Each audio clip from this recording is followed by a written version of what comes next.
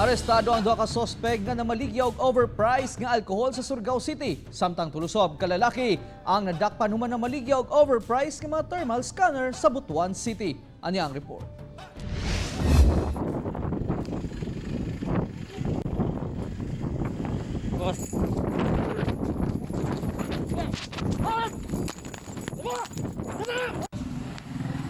Arestado sila si Jean Sierba Sacro ug Michael John Paraguya human mapalitan og overpriced alcohol atol sa gipaygaing bypass operation sa mga otoridad sa Barangay Taft, Surigao City.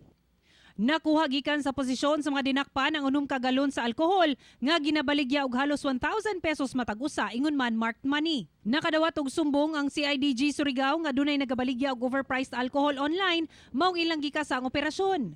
Wala na mihatag pa og pahayag ang mga dinakpan nga posibleng magatubang og kasong paglapas sa Price Act ug RA 11469 o ang Bayanihan to Heal as One Act. Itong 1 galon ng alcohol ay nagkakahalaga lang ng mahigit 500 pesos or to be exact 565 pesos. At itong nagbibinta through online sale, binibinta nila ng 950 pesos per galon.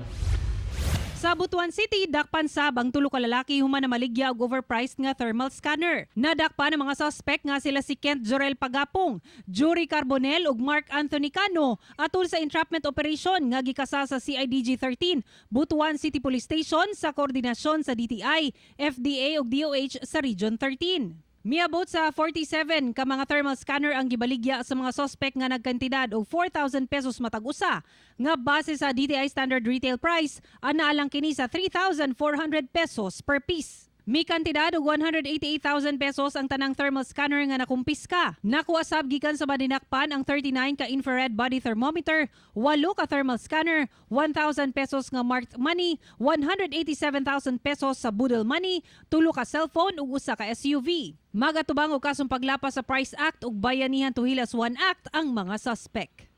Ako si Sarah Hilomen Velasco para sa One Mindanao.